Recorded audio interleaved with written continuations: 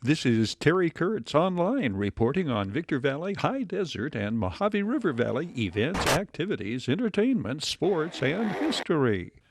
Apple Valley High School junior Dominic Schlosser won the silver medal for computer numerical control turning specialist at the 2022 SkillsUSA National Leadership and Skills Competition in Georgia.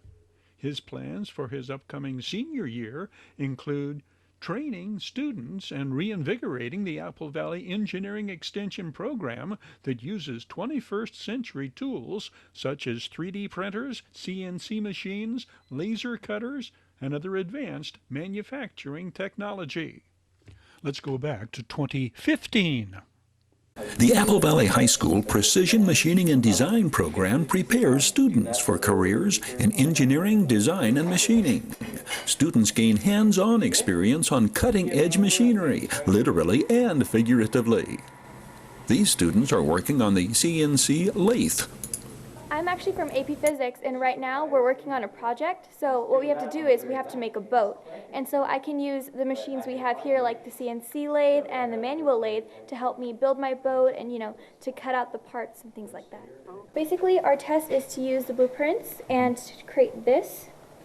And so what I'm doing right now is I put some bluing ink on here, and I use a little scribe to help mark off my points. So that would be these points right here.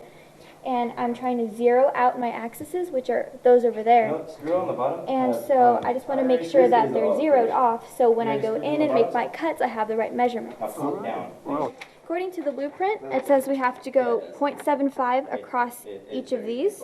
So what I'm going to do is I'm going to take my ruler, and I'm going to start, and this is what I did on this. So what I did was I took this, and I basically measured out 0.75 on each.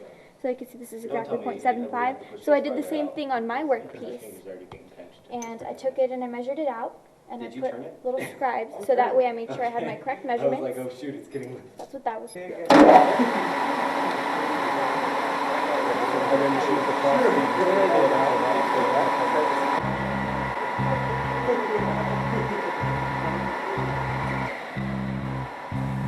The CNC lathe is just one part of the program students experience as they become college and career ready. The program is a joint investment of the Apple Valley Unified School District, the San Bernardino County Board of Supervisors, and business partners.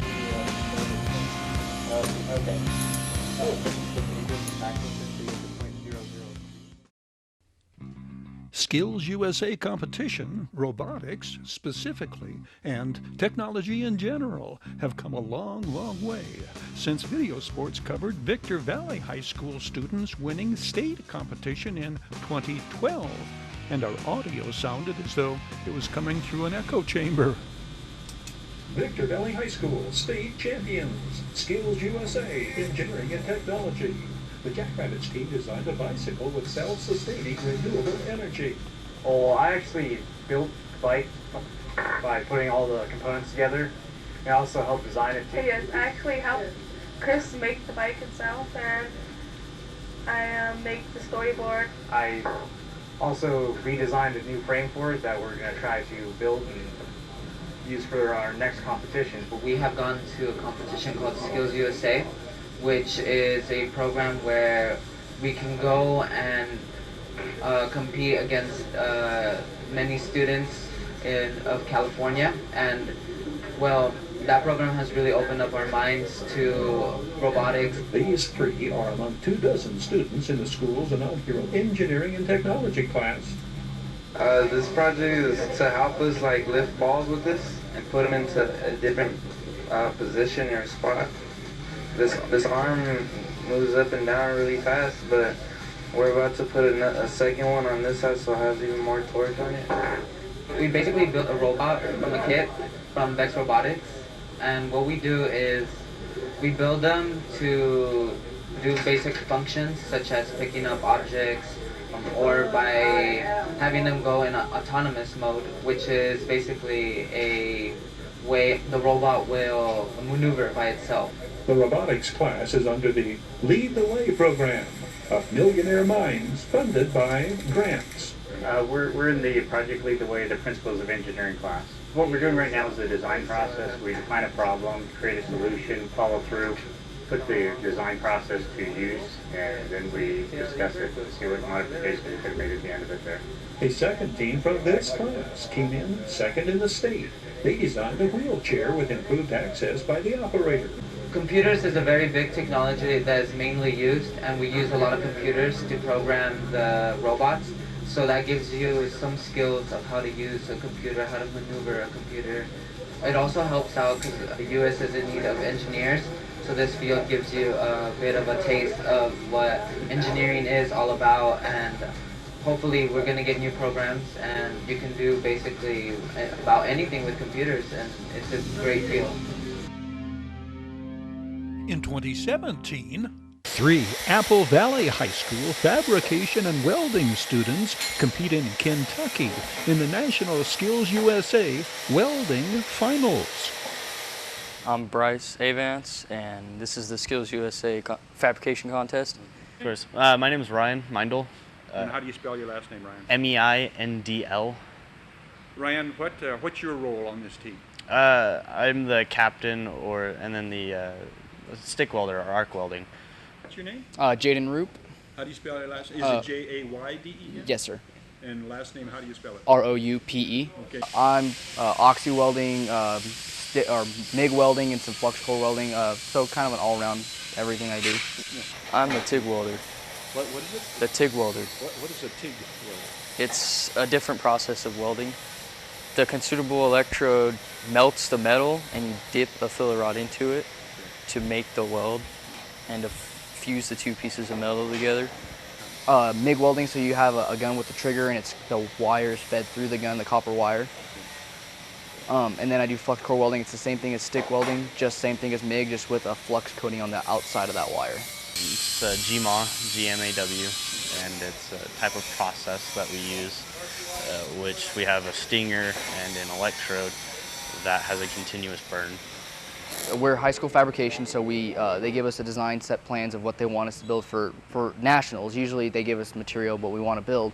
This one they give us what we need to build, what materials we're using, and how we're going to build it, and how much time, which is 6.5 hours. So with the teamwork process, we all have to take our own, carry our own weight, if it makes sense. Where one person's cutting, one person's welding, one person's grinding or sanding. We got to make it work and flow like a river. You can't have any obstructions. And with these practices, it helps build as a team and prepares us for our competition in Kentucky. So this is a rocket stove. So what it does is right here you have your wood feeder, and it feeds it down into here in the bottom here, and it creates your smoke or flame or whatever you want to use, and then it builds up into here. You put your meat on top and you barbecue up here. This latch folds open here. Then you have a little slide here where the ash falls out. Clean it all out, push it back in, and on the back you have, you can call it a potato warmer. You feed your potatoes with aluminum foil and slide them in here at the top, and then take them out at the bottom. That way they're warm, nice. We are practicing, so we build 2 of them. Here's one, and we're building in the middle of building another one. And when we get there to Kentucky, we have to build a whole another one in 6.5 hours. It's more mentally challenging knowing the time, working with all these materials and hoping to get everything cut right and under the time constraint. But with these practices, it helps a lot to build that confidence up and prepare us for this weekend. Right, so what's the toughest part of it? Is it the time pressure or just the craftsmanship? Almost everything. We have to cut everything and make sure everything fits nice, and we run into problems and we run into things that work well. It's real challenging. If there's hiccups, you're going to have to fix those hiccups. That takes time. We don't have much time, of course, so everything has to process just right and cut just right and everything. What classes have you taken at Apple Valley High School in welding and fabrication? Actually a lot physics. Physics helped me out a lot with this. And then I've been a welding student for 4 years, so we took the SolidWorks class where you do all your computer design. Then you do your intermediate and go through all your welds, stick welding, TIG welding, MIG welding, oxygen acetylene welding. And then you go to the advanced class, and that's when you use, make your own projects. So learning and figuring it out on yourself and having Penfold teach us and help us out kind of prepares us for everything. But learning the math between, normal math and physics and trying to get everything put together is what really helped me. Great. Very, very good. Thank you for these comments. Thank you. Flying out Sunday morning. Yeah. To right now rainy. Yeah, rainy, humid Kentucky. So good luck. Look forward to hearing the results. Thank you. We flash back to 2018. Competition in SkillsUSA underway this day at Granite Hills High School in Apple Valley. High school and now middle school teams compete. Winners in this regional leadership event advance to the state SkillsUSA competition. We've got 46 different schools represented here today for about 300 students. They're competing in things like job interview and promotional bulletin board, chapter display, lots of different contests that are showing off their leadership skills that they've been working on all throughout their high school careers.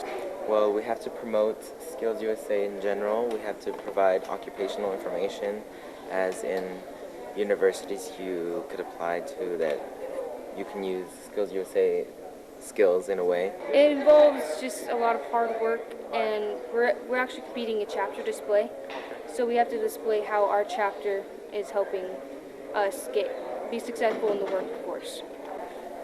In the presentation, I more sit off to the side, but during working on the project, I'm more hands-on. So that's why we are all good together, because we all do our different parts.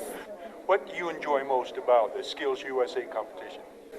Just the fun that it brings and the teamwork, because me and my team have become close because of it. Teams of 5 go head-to-head in the highly spirited Quiz Bowl. Well, there's several questions that they ask, and kind of like Jeopardy. Quiz Bowl is a mix of questions. There's no really way to prepare for it. It's just like a mix of everything. What kind of questions are they? Combination is current events, the SkillsUSA handbook. There's a lot of medical questions and a little bit of math, history. SkillsUSA standards, social studies, politics, science, math, but they're rather simple questions. Name the capital city of Cuba. Name Havana. Correct. Apple Valley Unified School District high schools have been very successful in SkillsUSA competition. Apple Valley High School does a fantastic job every year in SkillsUSA at the regional, state, and national level. We have many students that advance from a regional level that we're at today to the state level to represent their school and their district as the top in their area. There are 6 regions in California. They compete at the state level, and if they win there, they get to move on to the national level where they represent the entire state of California to the nation, which is a fantastic honor. Every year, Apple Valley High School has around 10 students or so that get that honor to go represent at that level. Last year, we had students in webpage design and digital cinema and promotional bulletin board going to represent all of California, and they did very well. Digital cinema and webpage design both got 6th in the nation.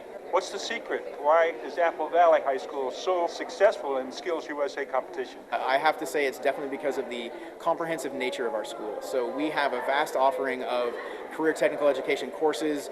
The things that students are able to find and love at our school is so many more than you tend to see at schools nowadays. We do more than just the academic curriculum. We have the honors programs, we have all of those. We also have auto shop and welding and culinary arts and a vast computer program.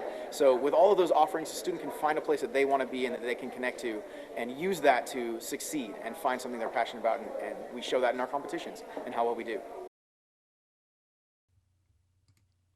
Apple Valley High School senior Itzel Gonzalez has been crowned California's Miss Amazing Teen Queen 2019.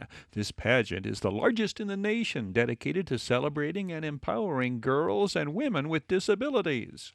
We met Itzel Gonzalez when she was competing in SkillsUSA baking competition. Hi, my name is Itzel Gonzalez. I competed in SkillsUSA. Itzel Gonzalez is among the 55 Apple Valley High School students advancing to state in SkillsUSA competition. She is in the Action Skills category. In her leadership presentation, Itzel Gonzalez tells she has Down syndrome. I have Down syndrome. I work in really hard. She has a part-time job. I work I work at a restaurant. I work at Mama Capino. And reveals her future plans to attend college Yeah, and eventually I can tell open goal. her own bakery. I want to go to college, open my own bakery.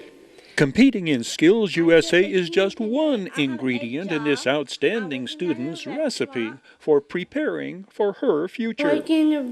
I'm working really, really hard. Congratulations to California Miss Amazing Teen Queen Itzel Gonzalez, and best of luck in the national pageant in Chicago in August.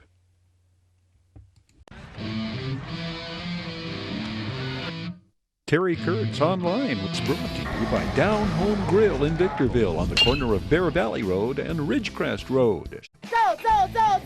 Bid fast and last, world-class auctioneers. Zvalu Quality Truck Body, family-owned and operated since 1954. The Bradco Companies, our area's longest-standing full-service commercial brokerage firm. Iwanzak Law Firm, trial lawyers for serious problems. And by the Community Table Restaurant in the Holiday Inn in Victorville. The Holiday Inn, Conference and Convention Center for the High Desert. The Holiday Inn, favored destination for travelers and visitors to the Victor Valley. What are among the biggest challenges that have been taking place in public school education, and what challenges do these changes pose? I think education has been in this spotlight of, change for many years. It's not just the last 5 years, and we have had probably the most change in education in the last few years compared to the last 30 years. We also have changing needs in the workplace for our students to be successful for. So I think one of the challenges is, how do we make sure our kids are ready for something that doesn't exist yet? So that's one challenge. So as we move to a completely new set of standards, a completely new set of tests that will be in place, and then you throw an entire new funding formula on top of it and a whole process with that, it has been a very challenging but interesting time in education, because where we're trying to move is for 21st century learning. And our district was actually ahead of the curve on this as we developed with our community leaders and business leaders. What is it that kids should know and be able to do to be employed by you? And we actually have a poster that is posted throughout our district that highlights some of those key things, including communicate effectively, soft skills, be able to read, be able to write, be able to communicate, have a good background in mathematics. Those are things that our business community and our partners believe, and lo and behold, that is 21st century learning. So working and working with our teachers, giving them the tools back to be the professional educator has been a very rewarding couple years, because re-empowering our teachers to do what they know to help kids actually learn versus rote by the book, page by page curriculum that was imposed by the state. There are always mandates that are placed on the schools. Every year the legislature comes up with more and more bills that are related specifically to schools, and we probably have one of the largest codes in California, the education code, and they keep adding versus taking away. That's always a challenge. You have the federal government, and hopefully they'll be doing some reauthorization this year to simplify some of the mandates that they're placing on the states in order to make the districts comply.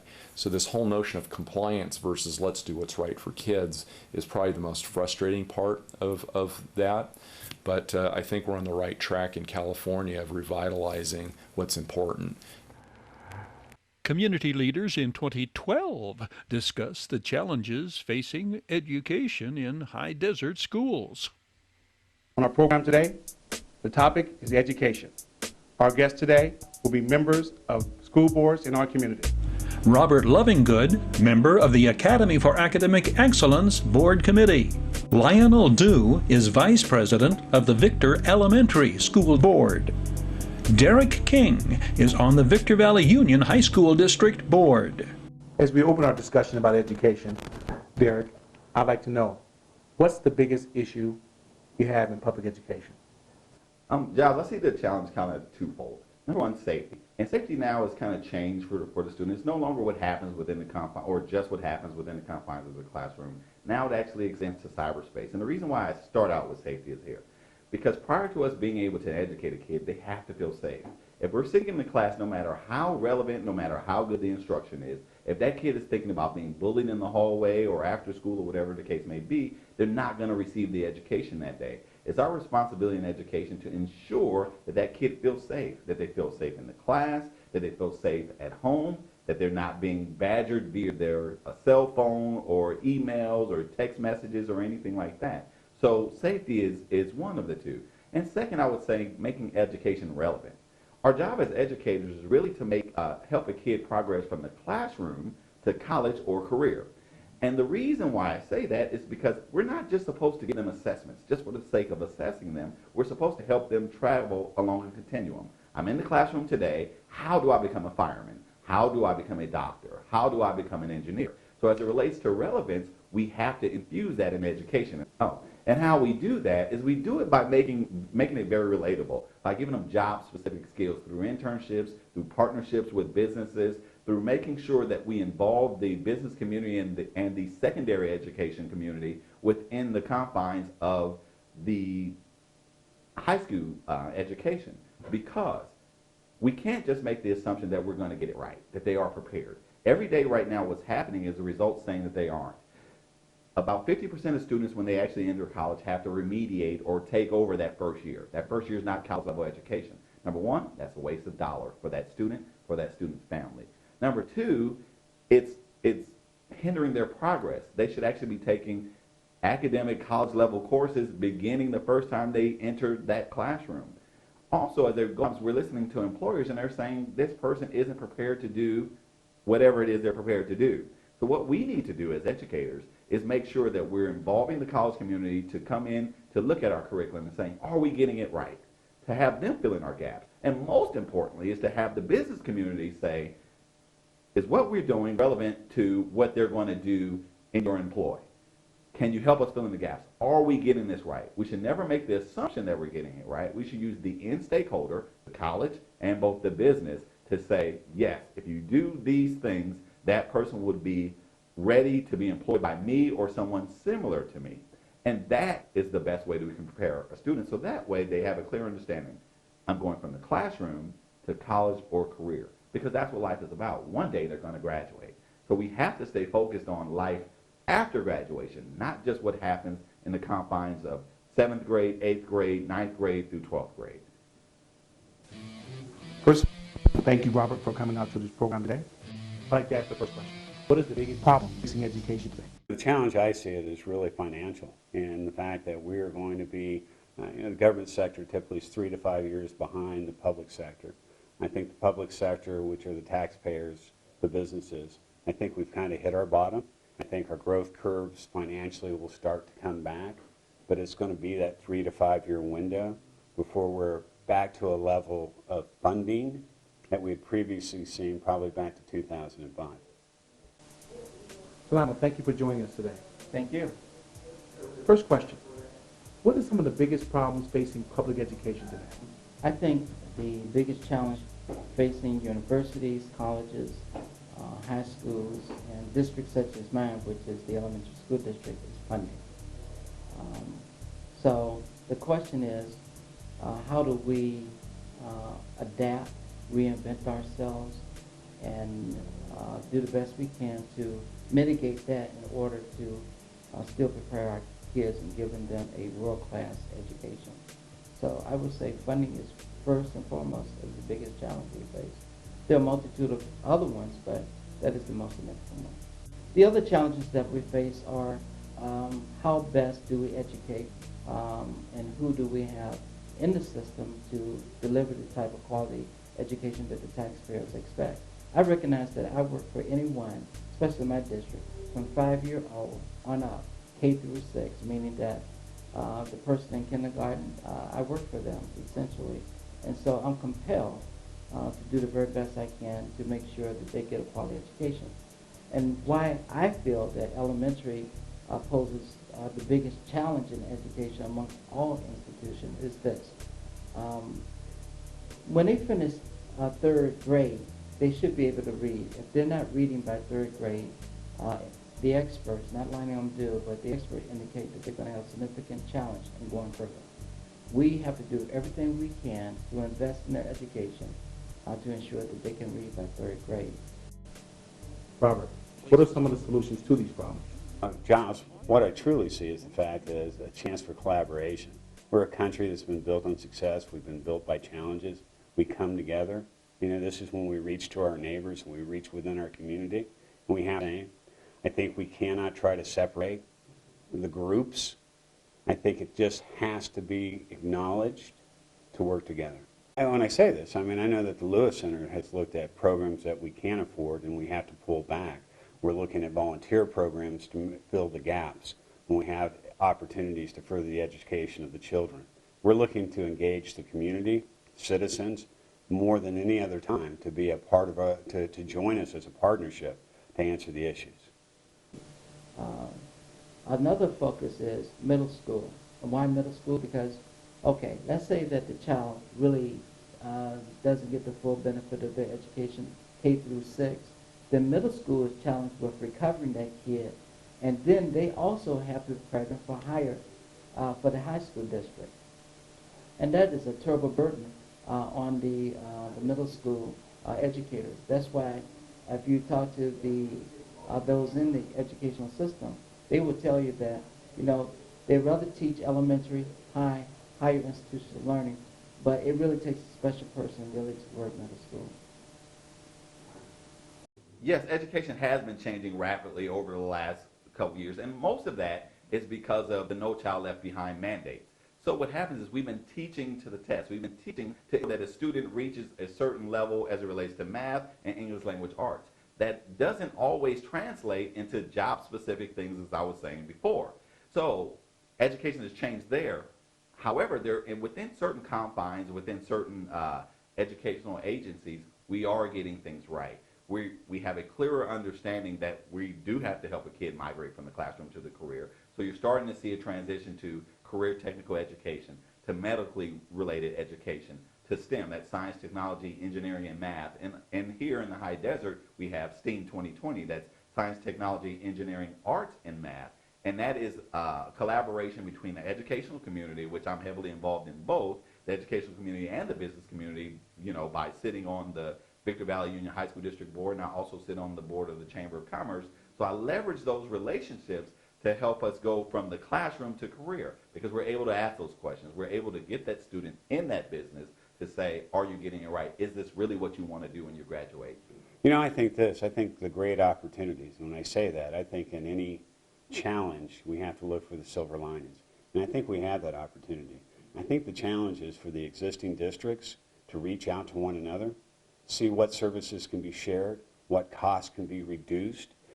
I believe that the board should meet on a quarterly basis to really sit and look at what opportunities. And let me give you a great example within our municipal governments.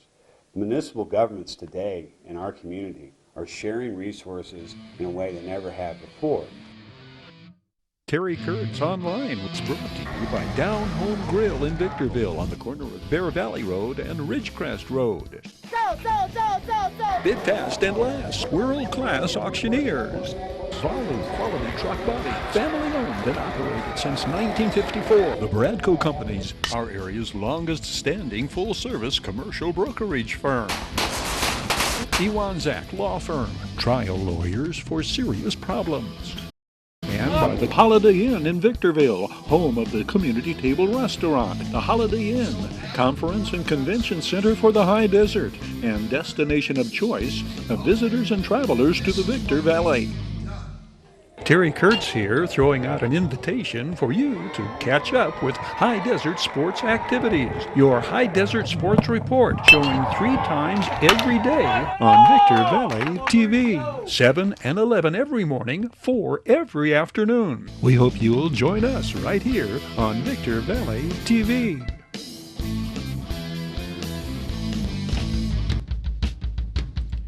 That's going to do it for this edition of Terry Kurtz Online as we close out to the pounding rhythm of Hank Miranda's final exit.